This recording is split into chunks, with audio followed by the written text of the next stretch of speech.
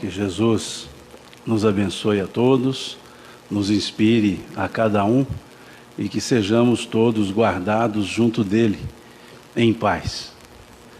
Eu agradeço o convite para estar novamente aqui no União e Amor, uma das primeiras casas que eu conheci aqui em Uberlândia, se não a primeira que eu aqui conheci, e desde lá sou carinhosamente recebido todas as vezes que aqui estou.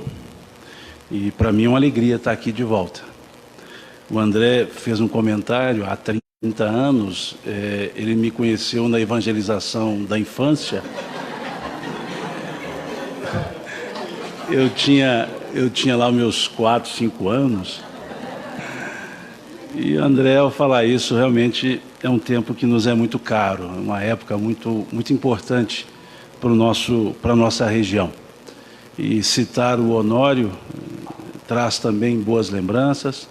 Honório é um dos nossos, que eu chamaria professores de Evangelho, com quem eu pude aprender um pouco do muito que ele sabe, e continua nos passando por intermédio de pessoas outras que trazem as suas mensagens, em especial o Wagner Paixão, amigo muito querido também, e dessa turma do Honório, então, Wagner, Haroldo, São Manuel Alves, Álvaro, e assim vai. Muitas pessoas trabalham no Evangelho. E uma última vez que eu me encontrei com o Honório, ele me disse, então, Simão, nunca se afaste do Evangelho. Em qualquer fala que seja da ciência, coloque o Evangelho, que o Evangelho tem lugar, em quaisquer lugares. Eu não me esqueço dessa frase dele, e foi a última vez que nós conversamos, e ele depois desencarnou. Então é uma alegria, né, relembrar a figura do Honório, principalmente quando falamos aqui do Evangelho. A proposta que nos foi feita para conversarmos é que analisássemos, que falássemos sobre esse versículo, né, o versículo 14 do Evangelho de Mateus, no capítulo 5, que é: vós sois a luz do mundo. É um fragmento do versículo, porque ele segue, mas vamos conversar um pouco então sobre essa expressão, vós sois a luz do mundo. Mas precisamos, para isso, contextualizar, entender em que contexto se deu essa fala do Cristo e em que contexto viviam as pessoas quando ouviram do Cristo essa expressão. Ela se dá no bojo do Sermão do Monte. Ela se dá no conjunto do Sermão do Monte, que não são apenas as bem-aventuranças.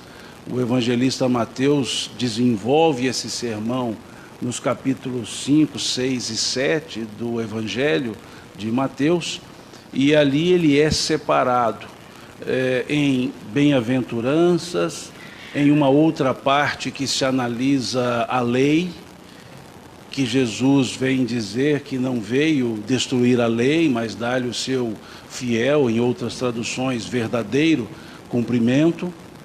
É nesse sermão que Jesus vai falar também do jejum, da oração, da esmola, por assim dizer.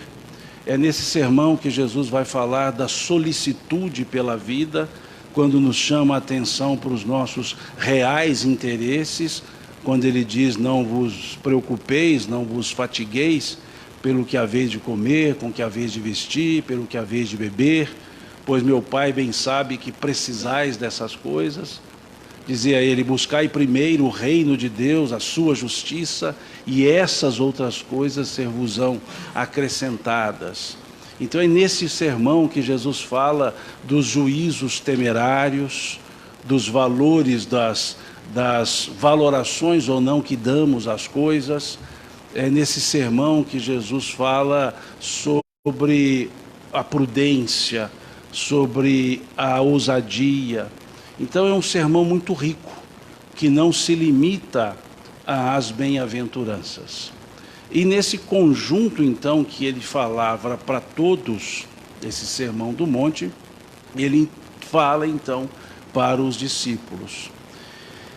É interessante a passagem, o capítulo 5, já o versículo 1, quando o evangelista Mateus diz que Jesus, vendo a multidão, subiu ao monte. E é interessante que o evangelista usa a expressão, e abrindo a boca, falou. É interessante porque aparentemente é redundante, né? Falar sem abrir a boca é um tanto difícil, seria mais um exercício ventriloquista, mas é interessante o evangelista ter dito assim. E Jesus, abrindo a boca, falou. Porque isso nos remete a um ensino do Cristo, quando ele dizia, o mal maior que faz ao homem não é o que lhe entra pela boca, mas o que dela sai. Pois a boca fala daquilo que o coração está repleto, daquilo que o coração está cheio. Então, dessa forma, quando o evangelista diz, abrindo a boca, Jesus falava daquilo que o seu coração estava cheio. É simbólica, é muito profunda essa expressão do evangelista, que numa visão, digamos que superficial, aplicaríamos um vício de linguagem da redundância, do pleonasmo até mesmo. Mas não é. É o símbolo daquilo que ele estava por ensinar-nos. O abrir a boca seria deixar que do coração viesse todos aqueles ensinos contidos nesse Sermão do Monte. E até a ideia do monte, porque o símbolo monte é também significativo. Se nós olharmos lá no Gênesis bíblico, nós veremos o Monte Arará, que é um dos montes mais altos daquela região, um monte no qual, na parábola do dilúvio, a arca teria se estabelecido depois que as águas baixaram. Um monte de mais ou menos 5.600 metros de altitude. Então, seria a ideia do cume, do estar no alto, estar próximo a Deus. Esse Monte Arará é de onde saem o Tigres e o Eufrates, nos seus nascedouros. Então, símbolo muito forte é o monte. Como o Monte Sinai, ou a própria península, a cadeia de montanhas do Sinai, é um monte no qual Moisés recebe as leis, os mandamentos. É ali no Monte Sinai que Moisés vai então trazer ao mundo aquilo que seria, aspas, as leis de Deus. E aí, quando falamos então de Sermão do Monte, essa expressão do monte, e o evangelista dizer que Jesus, vendo as pessoas, subiu ao monte, ele se equipara esse momento ao momento mosaico lá no Monte Sinai, que ali chegavam as leis de Deus, e ali Jesus falaria melhor dessas leis de Deus. Ele traria diversos outros ensinamentos. Por isso a expressão Sermão do Monte, como o Monte Gerizim, onde estava o poço de Jacó, para onde as pessoas iam, os samaritanos em especial, fazer as suas orações, de tal forma que quando Jesus se encontra com a mulher samaritana, ele vai dizer a ela, chegará o dia em que adorareis ao meu Pai, não mais no Monte Gerizim, nem no monte, nem no templo, mas em espírito e verdade. Pois meu Pai é espírito, e importa que os que o adoram, o adorem em espírito e verdade. O Monte Sião, que é o símbolo daquela região, que é o monte onde estaria o Templo de Jerusalém, uma das cadeias montanhosas de Jerusalém, da cidade antiga, que é entendido como a terra prometida, Então essa expressão monte, ela é muito significativa. E tudo que se fala no monte é ensinamento, é para a vida, é aquilo que se aproxima do Criador. Então a expressão Sermão do Monte é significativa. E é nesse monte que Jesus abre a boca e permite que aqueles ensinos que nos encantaram, nos esclareceram, nos ensinaram, nos até conscientizamos desse ensino. Nós nos conscientizamos porque ele falava, como disse o evangelista Mateus, como quem tinha autoridade. Porque quando encerra esse sermão, Mateus vai dizer: e todos se admiraram de sua doutrina, porquanto ele falava com autoridade, diferentemente dos fariseus. Então não era só estar sobre o monte, era elevar-se. O símbolo do monte é a elevação, e Jesus estava elevado e elevou pessoas. No Monte Tabor ele se mostra na sua transcendência, naquele fenômeno chamado de transfiguração, até o seu sacrifício da crucifixão se dá no Gólgota, o pequeno monte, o monte mais terreno, mais próximo à superfície. Então essa é a expressão, esse é o símbolo no qual se dá esse ensino. Vós sois a luz do mundo. E para quem Jesus falava isso? Já que diz o texto, e vendo a multidão, subiu ao monte. Mas nesse momento Jesus não falava com a multidão. Essa é a parte do sermão que ele falava aos discípulos. Tanto que a exegese, quando faz a distribuição dos tópicos do Evangelho, dá esse título. Fala aos discípulos. Discípulos somos todos, ou à época são todos que o seguiam. Não necessariamente aqueles que faziam da sua vida o exemplo do ensino, que eram os apóstolos. O apostolado era mais profundo do que o discipulato. O discipulato, aquele discípulo, buscava aprender, o apóstolo repassar, vivenciar aquilo que aprendeu. Então, nesse momento, Jesus falava com os discípulos, que poderiam, com o passar do tempo, também se transformarem em elementos apostólicos, não necessariamente os apóstolos conhecidos, mas o elemento apostólico, fazer do discipulato um apostolado. Então, por isso, era um ensino que eu não chamaria reservado, mas um ensino que podia ser melhor compreendido por aqueles discípulos, por aqueles que estavam mais próximos, por aqueles que abriam os ouvidos para ouvir, como dizia o Cristo, quem tem ouvidos de ouvir, que ouça. Esses eram os discípulos, esses eram as pessoas que seguiriam ao Cristo, aos seus ensinamentos. Então ele vai dizer, no contexto de vós sois o sal da terra, também dizer, vós sois a luz do mundo. Quando ele se referia ao sal, ele trazia a simbologia da importância do sal como elemento de conservação. O sal para salgar os alimentos, para a guarda dos alimentos, para conservar os alimentos, para além de conservar, dar sabor notório. Por isso dizia Jesus, vós sois o sal da terra, e se o sal for insípido, se o sal em outras traduções for inodoro, para que mais servirá, senão para ser jogado fora e pisado pelos homens? Vejam, o sal tem a função, se ele não cumprir a função, ele não tem função, ele não tem por que continuar existindo, senão como algo, apenas como um sal.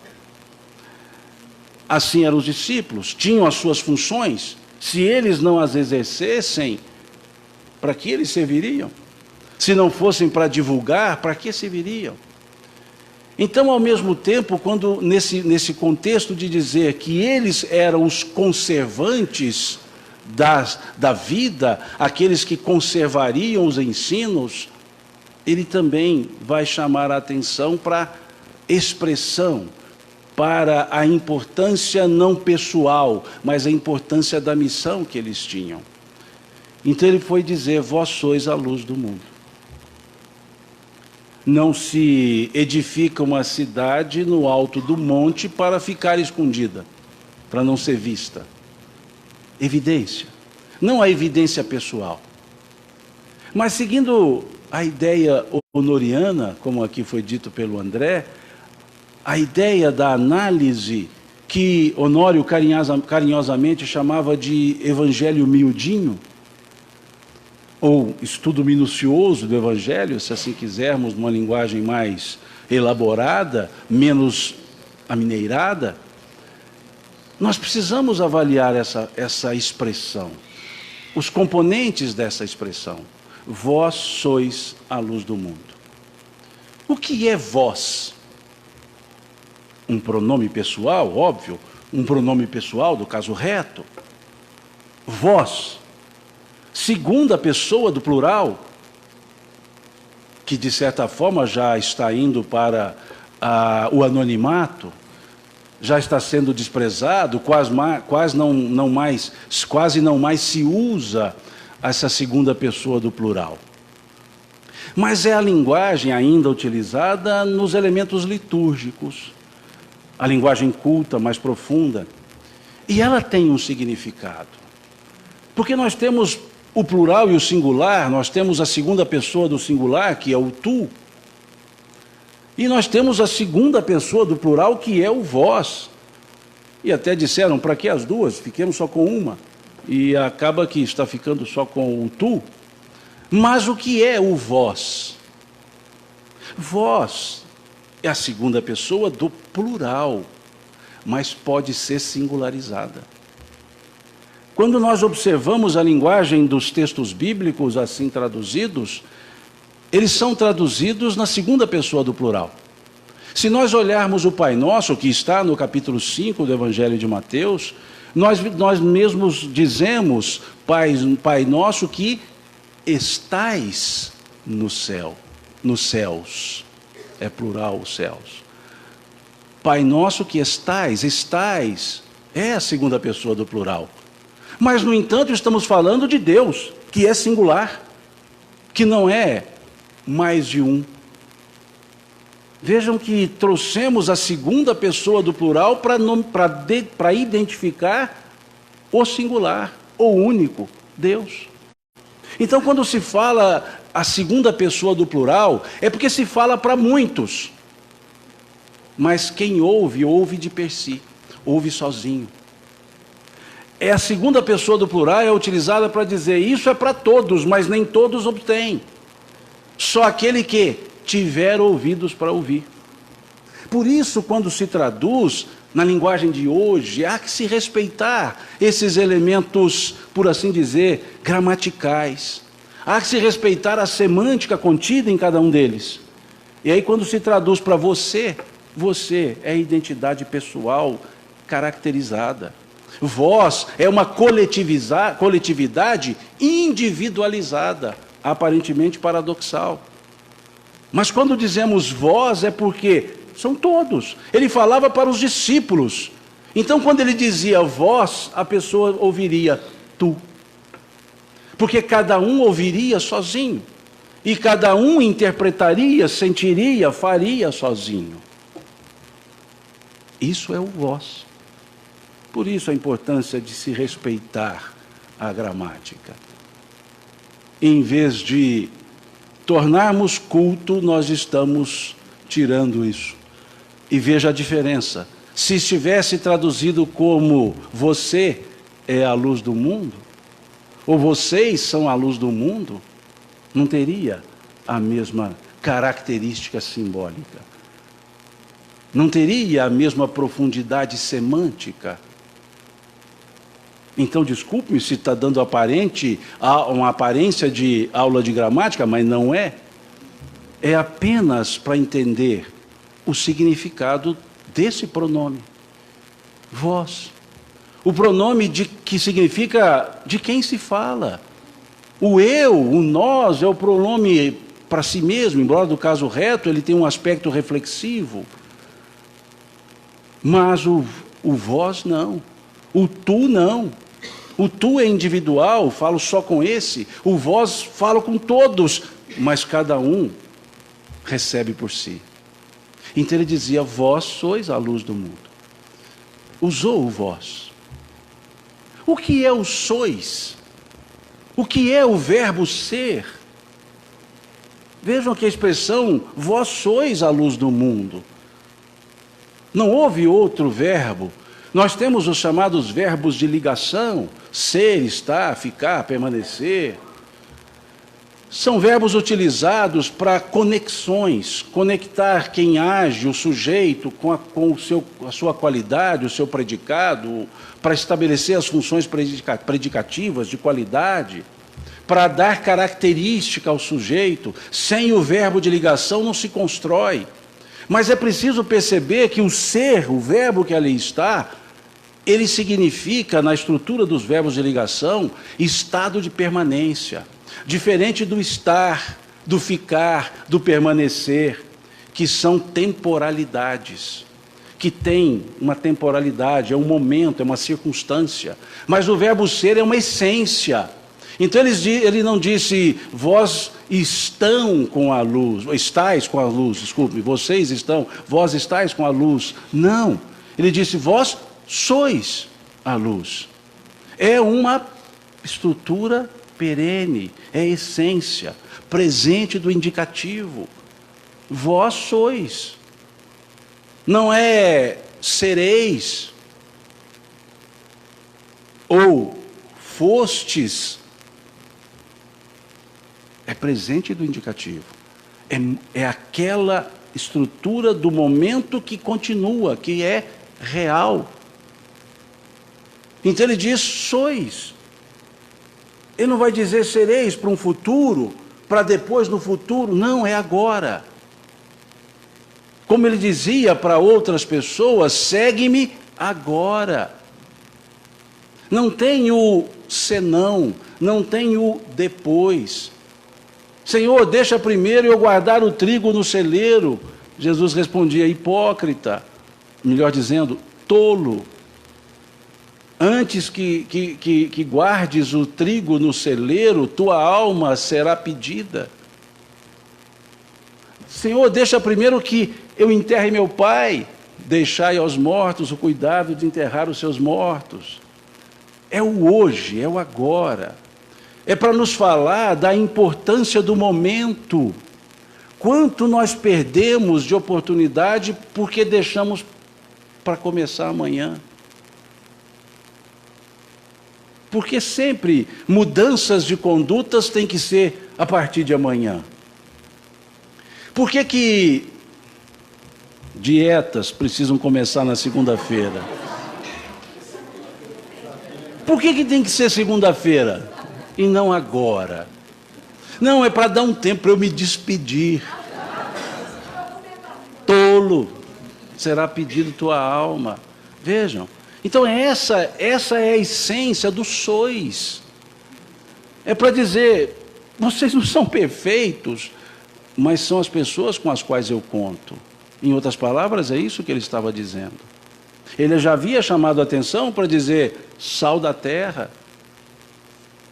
E agora estava demonstrando a importância, a relevância, melhor dizendo, não vou dizer a importância, mas a relevância. A evidência, ou seja, eles estariam em evidência.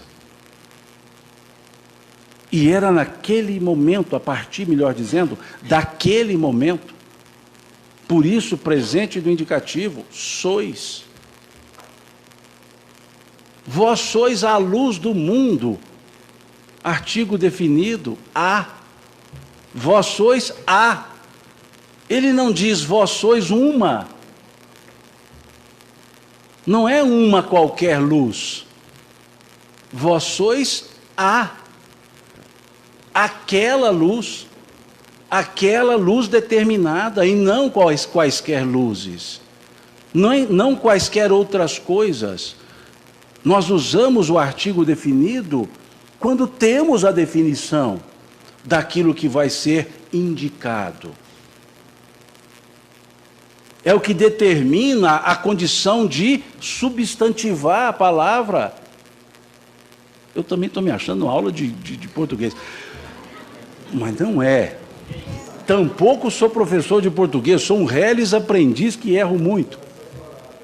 Mas pensemos nisso, porque se está escrito, e foram essas as palavras, os signos, é preciso que busquemos o significado delas. Então é certeza, é o que determina o próprio substantivo, tanto que muitos, em vez de chamar de artigo definido, chamam de determinante. E o indefinido seria uma, ou seja, vocês são uma luz, qualquer luz. Não era a luz. Veja a importância de se colocar esse artigo. Sem colocá-lo, vocês são luz do mundo. É preciso determinar que não é só luz, é porque há uma especificidade nessa luz, há uma caracterização nessa luz. Por isso a importância do artigo. Vós sois a luz do mundo. Luz, aqui, muito bem descrita nesse capítulo 105 do Fonte Viva, por Emmanuel. Luz, o que é luz? Claridade, óbvio. Mas luz, o que simboliza na linguagem do Cristo? Realidade, verdade real. Não verdades, que são as interpretações que fazemos dessa verdade real. Se olharmos o Evangelho de João, o capítulo 8 desse Evangelho de João, versículo 12, nós veremos Jesus dizer: eu sou a luz do mundo, quem anda comigo jamais... Veja a adverbialidade que ele coloca: jamais andará em trevas. Vejam, eu sou a luz do mundo, Cristo dizendo. Então, essa luz, cantada por Roberto Carlos, só pode ser Jesus. Veja, essa luz... Eu sou a luz do mundo. Mas ele também diz: vós sois a luz do mundo. Porque ali não se referia a Jesus, pessoa, a ele, pessoa. Se referia à mensagem que ele trouxe. E essa mensagem, quando acessamos-la, quando entendemos-la, ela é de todos. Vejam, vós sois a luz do mundo. Eu sou a luz do mundo, disse o Cristo. E se observarmos no Evangelho de João, lá no capítulo 17, veremos depois, já antecipo que vou lê-lo, porque isso cansa quem ouve, mas eu preciso lê-lo, não todo ele, só a maioria dos versículos, que são 20 alguma coisa, mas não todos, só 18. Lá ele vai dizer: eu estou em vós, vós estáis em mim, e nós somos um no Pai. Essa não horizontalidade da hierarquia da evolução, não. Jesus não estava se colocando horizontalmente na evolução, mas ele queria dizer que a mensagem dele era para todos. Todos estávamos nessa condição de discípulos horizontalizados. Daí ele dizer: vós sois a luz do mundo, e ele dizer: eu sou a luz do mundo. Uma luz, ou a luz, melhor dizendo, que vemos no versículo 26 do capítulo 4 do Evangelho de Mateus. E o povo estava sentado nas trevas, e viram a grande luz. Não viram uma grande luz e viram a grande luz. É esse versículo que inicia a vida pública de Jesus. E diz o texto: sabendo Jesus que João estava preso, começou a pregar e a dizer: arrependei-vos e fazei penitência, pois o reino de Deus está próximo. E ali o evangelista vai dizer: e o povo que estava assentado em trevas, o pronome relativo que, e aí entendemos quando ele usa a expressão povo escolhido, povo de Deus, porque há um pronome relativo, o povo que estava assentado em trevas, porque havia povo que não estava assentado em trevas, mas havia povo que estava assentado em trevas. E aí, em outras palavras, ele dizia: não são os sãos que precisam de médicos, mas os doentes. Daí ele dizia, como vemos no Evangelho de Mateus, no capítulo 15, eu não vim senão para as ovelhas desgarradas, em outras traduções, para as ovelhas perdidas da casa de Israel. E aí vamos a Emmanuel, no livro A Caminho da Luz, e vamos entender aquela estrutura, aquele psiquismo, aquela estrutura espiritual que ele chamou de israelitas, aqueles que vieram para a terra numa estrutura de degredo, junto com os indo-europeus, arianos. Junto não significa ao mesmo tempo, mas o grupo, arianos, indo-europeus, egípcios, israelitas. E aí entendemos o porquê do pronome relativo, então, que. E o povo que estava sentado em trevas viu a grande luz. Vejam como são ricos esses textos dos evangelhos. Quantas coisas nós temos ali na palavra luz. Se olharmos o capítulo 1, versículo 1, versículo 2, versículo 3, do Gênesis bíblico, nós veremos lá da mesma forma: e havia trevas na face do abismo. Vejam, no princípio era o céu e a terra, e o Espírito de Deus pairava sobre as águas, e havia trevas na face do abismo. Indicou onde estão as trevas? No abismo, nas quedas. E havia trevas na face do abismo. E Deus disse, diz o versículo, e Deus, é uma parábola, mas de alto elemento simbólico, por óbvio, e Deus disse: haja luz. A expressão latina foi fiat lux, ou faça-se a luz, mas quando observamos a tradução, não é faça-se a luz, é haja luz. A expressão está lá: e Deus disse: haja luz. E viu Deus que era bom, e separou a luz das trevas, chamando a luz de dia e as trevas de noite, ou por noite. Vejam, haja luz. Não é fazer. Ali, naquele simbolismo, é o princípio do princípio. Não é algo já existente que vai ser feito. Diferentemente quando foi dizer do homem: façamos o homem à nossa imagem e nossa semelhança. Fazer. É diferente de criar. O haver, haja luz, é criação. É de Deus. Haja luz. E Deus disse: haja luz. O dizer que o evangelista João, o verbo, né, o dizer que o evangelista João vai retratar no primeiro capítulo do seu evangelho, quando ele dizia: no princípio era o verbo, a palavra, o logos, e o verbo estava em Deus, e o verbo era Deus. Aí mais uma sintaxe que precisamos buscar. O verbo era Deus, o verbo ser, ligação, liga o sujeito ao predicado. Deus é predicado, verbo é que é o sujeito. Então essa frase não está dizendo que o verbo era igual a Deus. Quer dizer que Deus, na frase, tem a função de predicado. Então ele é qualidade do sujeito. O sujeito é o verbo era Deus, ou seja, o verbo era divino.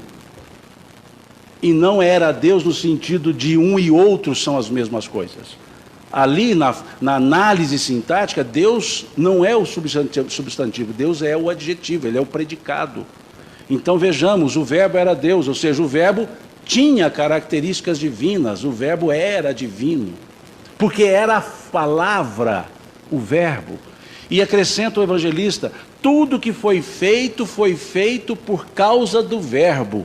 Tudo que foi feito. E aí nós entendemos por que a parábola lá do Gênesis, e sempre a criação ou a feitura, é precedida de e Deus disse. E Deus disse, haja luz, e Deus disse, separe as águas, e Deus disse, ou seja, toda a ação se faz pelo verbo, pela palavra. Então a palavra criou a luz. E aí voltamos lá ao início do Sermão do Monte. E abrindo a boca, disse. Por quê? Porque o dizer na linguagem dos evangelhos, o dizer na simbologia do Gênesis, é sinônimo de criar, é sinônimo de edificar, é sinônimo de fazer. Por isso o evangelista João colocar, tudo que foi feito por causa do verbo. E o verbo se fez carne e habitou entre os homens. E os homens não entenderam. Vejam. E a luz brilhou sobre as trevas, e as trevas não compreenderam. Veja a expressão. Vejam a força da luz, que é voz, mas cada um vai ter que entender por si mesmo.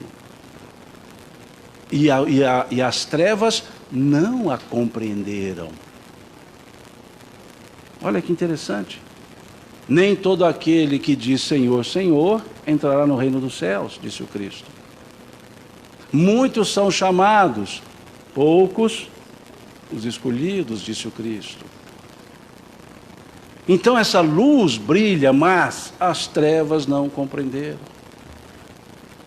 Então essa é a expressão luz.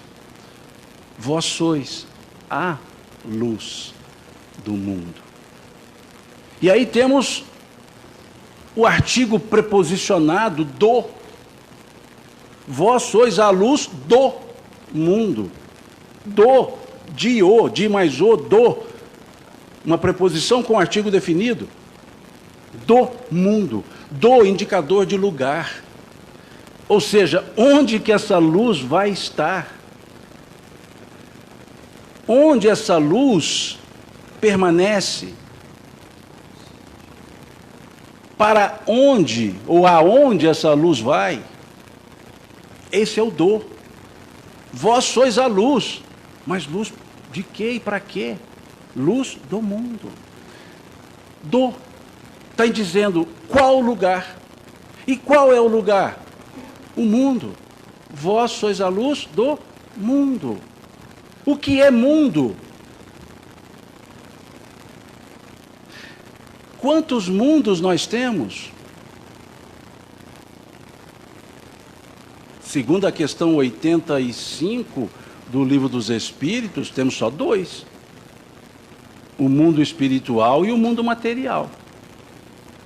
Não estou me referindo a quantos orbes, quantos planetas, quantas estrelas, não. Quantos mundos nós temos? 2. E diz essa questão 85 do Livro dos Espíritos que esses 2 mundos são apartados. Mas tem uma conjunção adversativa na frase. Mas interagem constantemente, diz o texto, diz a resposta. E dizem, o mundo espiritual, ele é o mais importante, pois ele precede e sucede ao mundo material. Ele já existia antes do material e ele continuará existindo, porque a nossa imortalidade é do mundo espiritual. Enquanto encarnados, temos um interregno de berço e túmulo, que interrompe os processos físicos de permanência, mas mantemos-nos imortais na condição espiritual. Então Jesus está dizendo: vós sois a luz do mundo material. Daí a cidade erigida no monte, e mais uma vez, no monte, onde ele coloca os discípulos. Vós sois a luz do mundo. Não se constrói uma cidade no alto do monte para não ser vista. Ou seja, os discípulos precisam estar lá no monte, no contato com o Criador, na elevação. Então esse mundo, aí eu peço a licença, que se vocês não derem eu vou ler do mesmo jeito, já que o livro está comigo, né? Para lermos esse capítulo 17, em parte, do Evangelho de João, para entendermos o que é mundo. O que é esse vós sois a luz do mundo que está na frase. E aí vemos, esse capítulo 17 é uma oração, é uma prece que Jesus faz, óbvio, a Deus, pelos seus discípulos, para os seus discípulos, melhor dizendo. O capítulo todo é a maior prece que nós temos nos evangelhos. O capítulo 17 inteiro é a prece. Então diz o capítulo, depois nós vamos salpicar, só o início. Diz: Jesus falou assim, e levantando seus olhos aos céus, disse: Pai, é chegada a hora. Glorifica teu filho, para que também teu filho te glorifique a ti. Assim como lhe deste poder sobre toda a carne, aqui ele está usando uma impessoalidade para ele mesmo, está chamando o filho, então por isso o lhe. Assim como lhe deste poder sobre toda a carne, para que dê a vida eterna a todos quanto lhe deste, e a vida eterna é esta, que te conheçam a ti, só, por único Deus verdadeiro, e a Jesus Cristo, a quem enviaste. Eu glorifiquei-te na terra, tendo consumado a obra que me deste a fazer.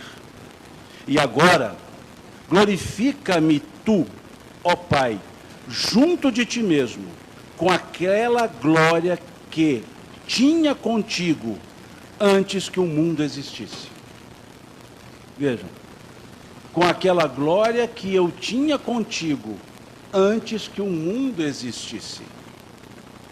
Porque sabemos, pela palavra de Emmanuel, lá no livro O Caminho da Luz, que Jesus, como participante, como membro da comunidade dos Espíritos Puros, essa comunidade se reúne, e óbvio Jesus com eles, quando da formação do planeta. E aí entendemos quando Jesus dizia: não fostes vós que me escolhestes, eu vos escolhi a vós, pois antes que o mundo fosse, eu já era, dizia ele. Então ele reforça isso aqui. E agora glorifica-me tu, ó Pai, junto a ti mesmo, com aquela glória que tinha contigo antes que o mundo existisse. Manifestei teu nome aos homens, e aí vejam, que do mundo me deste. Eram teus, e tu nos deste, e guardaram a tua palavra. Vejam, manifestei o teu nome aos homens que do mundo.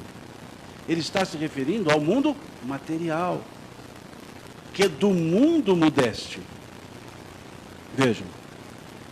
E depois diz: agora já tem conhecido que tudo quanto me deste provém de ti, porque lhes dei as palavras que tu me deste, e eles as receberam, e têm verdadeiramente conhecido que saí de ti, e creram que tu me enviaste. Eu rogo por eles, não rogo pelo mundo. Olha, o que é mundo? O material. Não rogo pelo mundo, rogo por eles. Não rogo pelo mundo, mas por aqueles que me deste deste mundo, porque são teus.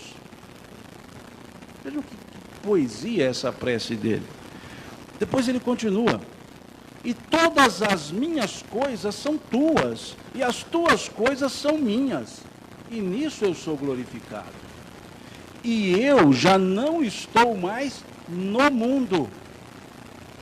Eu já não estou mais no mundo, mas eles ainda estão no mundo.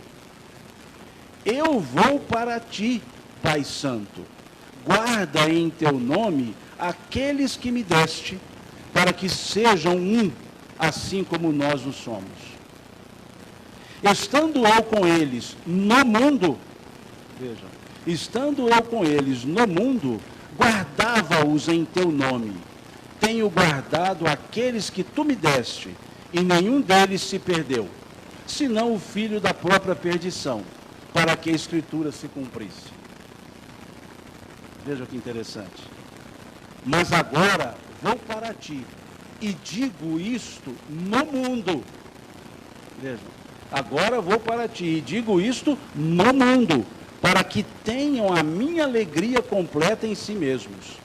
Dei-lhes a tua palavra, e o mundo os aborreceu, porque não são do mundo, assim como eu não sou do mundo.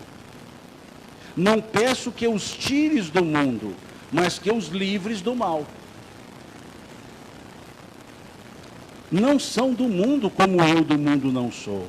Santifica-os na verdade, pois a tua palavra é a verdade. Assim como tu me enviaste ao mundo, também eu os enviarei ao mundo. Vós sois a luz do mundo. E segue, e por eles me santifico, a mim mesmo, para que também eles sejam santificados na verdade. A tua palavra é a verdade. Santificado na verdade, um silogismo, santificados na tua palavra. Eu não rogo somente por esses, mas também por aqueles que pela tua palavra no futuro hão de crer em mim. Ou seja, rogou por nós que estamos aqui hoje. Para que todos sejam um, como tu, ó Pai, o és em mim e eu em ti, que também eles sejam um em nós, para que o mundo creia que tu me enviaste. Eu dei-lhes a glória que a mim me deste, para que sejam um, como nós somos um. Eu neles, e tu em mim, para que eles sejam perfeitos em unidade, e para que o mundo conheça que tu me enviaste a mim, e que os tens amado a eles, como me tens amado a mim. Pai, aqueles que me deste, quero que também eles estejam comigo, para que vejam a glória que me deste, porque tu me has amado antes da fundação do mundo. Pai justo, o mundo não conhece, não te conheceu, mas eu te conheci. E estes conheceram que tu me enviaste a mim, e eu lhes fiz conhecer o teu nome, e lhe farei conhecer mais, para que o amor com que me tens amado esteja neles, e eu neles também esteja. Veja que poema é essa prece do Cristo. Que profundidade. E mostrando bem o mundo, mostrando as dificuldades do mundo. Não peço que os tire do mundo, mas que os livre do mal. Veja, não vai sair do mundo, porque é no mundo que nós nos edificamos. Qual a importância desse mundo? Questão 132 do Livro dos Espíritos. Qual a finalidade da encarnação dos espíritos? Por que os espíritos têm que encarnar? Por que tem que vir para o mundo material? Deus vos impõe a encarnação com a finalidade de vos fazer progredir. Para uns é uma prova, para outros uma missão, mas todos estão em condições de cumprir com a sua parte na obra da criação. Veja a resposta. Esse é o mundo, ser luz no mundo, aqui na matéria, mostrando que, apesar dos reveses, apesar do fluxo e refluxo, das idas e vindas, é aqui que nós precisamos ser luzes. É aqui que nós podemos continuar a sequência do versículo. O 15, o 16. Vós sois a luz do mundo. E depois ele diz, portanto, olha a partícula conclusiva. Depois de dizer, vós sois o sal da terra, depois de dizer, vós sois a luz do mundo, depois de dizer que não se edifica uma cidade no alto do monte para que ela fique escondida, ele vai dizer, não se acende uma candeia para colocar debaixo do alqueire, mas para colocá-la no velador, para que ilumine a todos que estão na casa. Aqui segue a ideia dessa luz. Dá um objetivo para ser luz do mundo. Ser luz no mundo do mundo. Quando diz então, não se acende uma candeia, uma lanterna, uma lamparina, para a linguagem da época, não se acende uma candeia para colocar debaixo do alqueire. O que é um alqueire? O alqueire é um caixote. Um caixote que era usado para semeadura, onde se colocavam as sementes e ali semeava. Alqueire é uma medida de volume, que acabamos usando como medida de extensão, medida de área, não pela área em si, mas pela quantidade de semeadura que aquele volume permite. Então dizia, um alqueire era a quantidade de terra onde conseguia se semear aquela quantidade de semente, e acabou dando a medida de extensão, como uso e costume, mas não como característica de regra, já que o alqueire mede-se volume. Então é um caixote fechado, volume, e ali diz, não se coloca algo para brilhar, ou seja, uma lamparina, uma candeia, debaixo de um alqueire, ou seja, ela vai iluminar o quê? Não se acende uma candeia para colocá-la debaixo do alqueire, mas no velador. No velador, ou seja, no lugar certo. Não se tem essa mensagem para ficar escondida. Não se tem esses ensinos para ficarem herméticos, fechados, trancados, que foi a causa do degredo dos israelitas constantes lá no livro Ao Caminho da Luz, que guardaram para si e somente si os ensinos acerca das coisas de Deus. Assim nos fala Emmanuel, quando explica o porquê do degredo. Estavam com a candeia acesa, mas colocando-a debaixo do alqueire, guardando para si mesmos. Mas não, Jesus dizia que isso era para colocar no velador, para iluminar, e vejam a frase, iluminar a todos. A todos, não é a um, não é a outro. Não é em detrimento de alguém. É para iluminar a todos que estão na casa, porque os que estão fora da casa não. Ou seja, existe um momento correto, existem as pessoas para isso, as pessoas que estão naquele momento de receber a iluminação, as pessoas que podem dar bom uso. Por isso lá a expressão, mais uma vez, do pronome relativo, que, a todos que estão na casa, ou seja, só os que estão na casa. Aqueles que ele chamava rebanho, aquele para os quais ele se intitulava, eu sou o bom pastor, conheço as minhas ovelhas, e as minhas ovelhas conhecem a minha voz. Mais uma vez, o ensinar, o falar. Então vejam a expressão, mas coloca no velador, para que ilumine a todos que estão na casa. Em que casa é essa? O mundo. A todos nós que estamos aqui nesse mundo para crescermos, para evoluirmos, para aprendermos, que seja no momento que estamos provas e expiações, mas depende só dos nossos atos, para que saiamos do aspecto provacional expiatório. E é isso que está no versículo seguinte, no 16. Brilhe então a vossa luz, ou em outras traduções, melhor traduzido, resplandeça a vossa luz. Mas vejam como a frase se dá: brilhe a vossa luz diante dos homens. Não é para brilhar sozinho. Veja que a candeira para ser colocada no velador, então brilha a vossa luz diante dos homens, diante das pessoas, e não para si mesmo. Brilha a vossa luz diante dos homens. E aí nos voltamos a essa mensagem de Emmanuel, desse capítulo 105 do livro Fonte Viva, quando ele mostra que uma luz não brilha sem um combustível,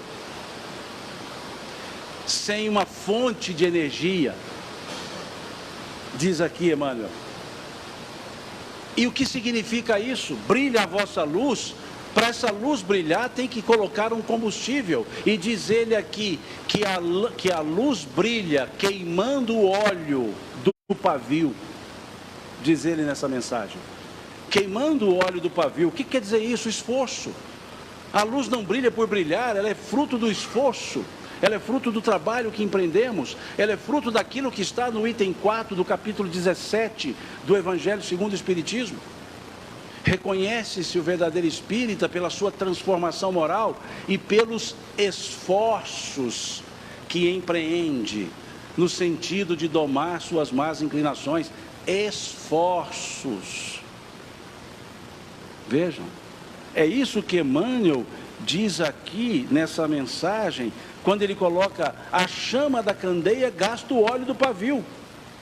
A iluminação elétrica consome a força da usina. Ou seja, o brilhar a luz não é simplesmente brilhar, ela é a consequência do esforço da autoiluminação, porque ninguém dá o que não tem. Então vejam como ele coloca. O que nos leva à ideia do esforço, àquela parábola do semeador, que Kardec tão bem a apresenta no capítulo 17 do Evangelho segundo o Espiritismo, quando ele diz: aquele que semeia saiu para semear. E magistralmente, Antônio Vieira, mais conhecido na literatura como Padre Antônio Vieira, um dos ícones do nosso barroco, lá do século 17, ao analisar essa parábola, em especial analisar essa frase, porque eu digo que Padre Antônio Vieira foi o primeiro analista do Evangelho miudinho, porque ele, quando fazia os seus sermões, ele fazia todos eles com análise das frases, palavra a palavra, verbo a verbo, pronome a pronome. Então ele dizia, analisando essa passagem, que é conhecida como o sermão da 60ª, é um dos mais belos sermões de Antônio Vieira, que não está só no meio religioso, ele é da literatura brasileira, é o barroco brasileiro. E ele foi dizer que o texto diz que o homem saiu, mas não diz que voltou. Porque quem sai para semear só semeia para frente, nunca volta, dizia ele. E aí ele chama a atenção dos pregadores, utilizando o jogo de palavras, o passo com C cedilha e o passo com 2 S's. O passo com C cedilha na língua portuguesa é o que nós aqui no Brasil chamamos de átrio. O passo em Portugal seria a área externa da igreja, a área próxima da igreja. Então se chamava passo. Como nós temos o passo imperial, a parte externa da área imperial dos castelos, no caso no Brasil, lá do palácio.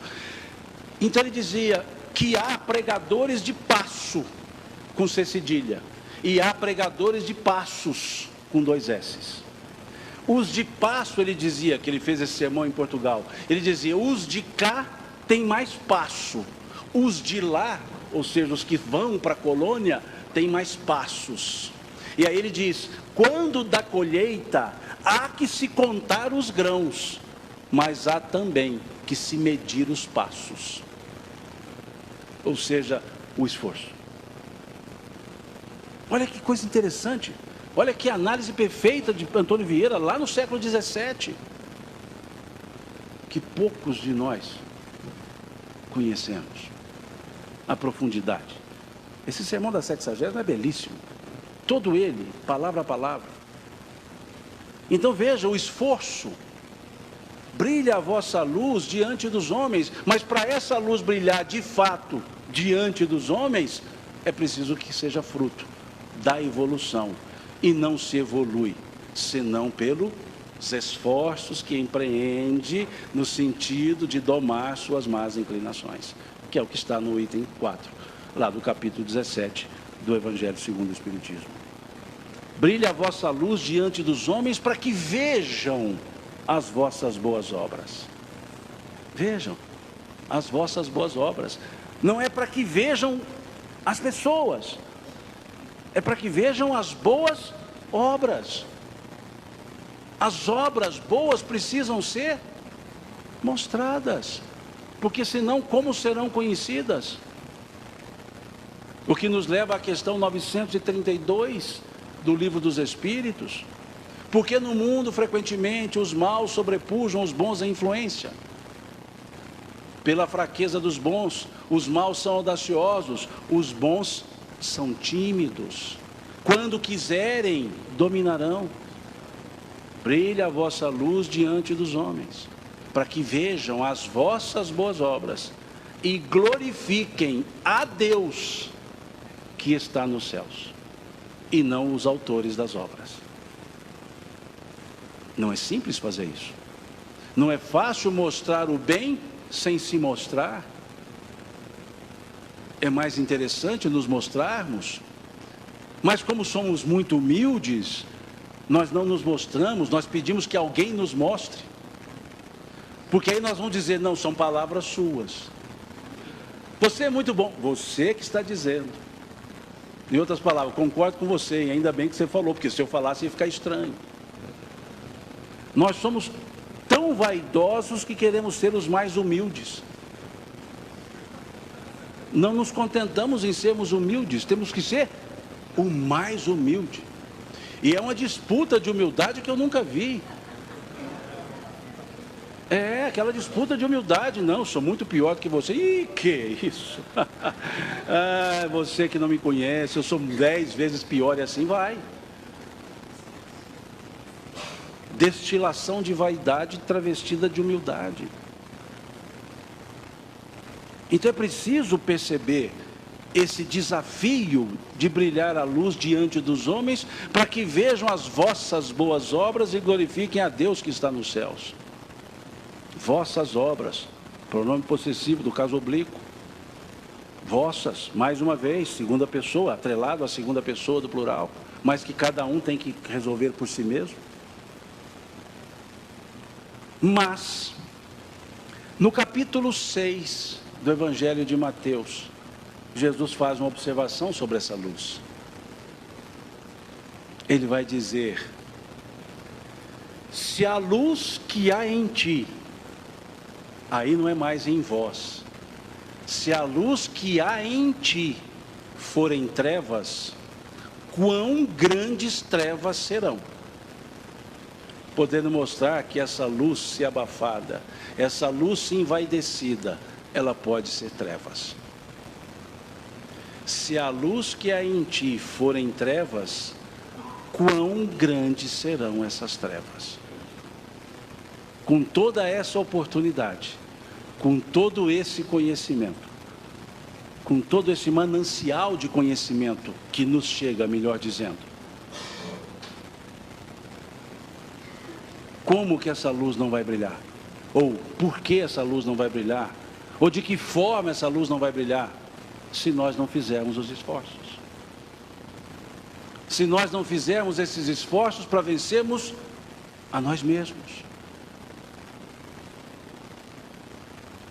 Para nós entendermos que estamos no momento certo, no lugar certo, com as pessoas certas, encarnados, no momento certo, ao lado das pessoas certas, no lugar certo.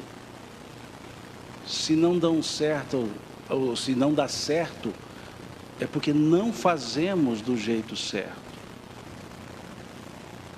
E para fazer do jeito certo, precisamos parar, olhar para o que nós já fizemos, o resultado do que fizemos, e se não bom, mudar a maneira de fazer, mudar o jeito de fazer, mudar o jeito de viver. Redirecionar os caminhos. Tal qual Bartimeu, o cego lá do Evangelho, cuja história começa com Bartimeu cego sentado à beira do caminho e termina com Bartimeu enxergando, seguindo a Jesus pelo caminho. Então só precisamos de discernimento para fazer as escolhas e redirecionar os caminhos. Quando? Hoje, agora, já. Mas o meu adversário, você quer estar perto de mim? O seu adversário, o meu adversário, está mais perto do que imaginamos. Somos nós mesmos. Aquilo que o apóstolo Paulo chamou de homem velho, para que possa nascer um homem novo, a partir do homem velho. Em outras palavras, aceite sua parte sombra, mas faça brilhar a sua parte luz. Porque todos nós a temos. Porque somos a luz do mundo.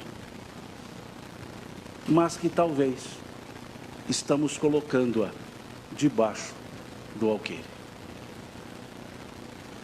Então levantemos esse alqueire. Porque um alqueire hermético apaga a luz. Porque vai faltar um dos elementos para a combustão, o oxigênio. E o nosso oxigênio é a nossa ligação com Deus. O nosso oxigênio é o sentimento íntimo que temos da existência de Deus. O nosso oxigênio, o tubo que permite que oxigenemos-nos, se chama oração. Que está no capítulo 6 do Evangelho de Mateus. E está na questão 659 do Livro dos Espíritos. Orar é pensar em Deus, é aproximar-se de Deus, é pôr-se em contato com Deus. Se nós alimentarmos-nos por esse meio, desse oxigênio, nossa luz sempre terá o combustível, ou melhor, a combustão, para que ela possa acender. E para mantê-la, precisamos sempre irrigar o pavio. E a irrigação do pavio são os nossos esforços, são as nossas ações. É o que aprendemos e tentamos praticar. É isso que podemos depreender, melhor dizendo, que podemos ensaiar ao tentar analisar essa expressão, vós sois a luz do mundo. Embora esteja chovendo e ninguém vai embora, é preciso que paremos. Porque senão essa luz apaga, chamada olhos. Porque diz o Cristo que os olhos são as candeias da alma. Se os teus olhos forem bons, é porque o teu corpo terá luz. E os olhos, muitas vezes advindos do cansaço, não deixam brilhar essa luz. Então, para que eu não apague a luz de vocês pelo cansaço que gero, nós vamos dando por fim a nossa conversa da noite. Agradecendo a Deus pela oportunidade de estar aqui, agradecendo ao convite que me foi feito pela Beth. Eu digo a ela, embora ela não acredite, que o convite de um superior é irresistível, e quando então nos convidam, havendo a possibilidade da agenda, com prazer eu venho. Porque seria um tanto incoerente deixar de vir a um lugar tão agradável, que tão carinhosamente sou recebido, para ficar embotado no egoísmo e não conviver com as pessoas. Então, quando aqui venho, eu aprendo muito e aprendo a desenvolver o carinho, embora não consiga devolvê-lo na proporção que recebo de vocês. Então, na minha fala, no meu agradecimento já comum, Deus lhes pague.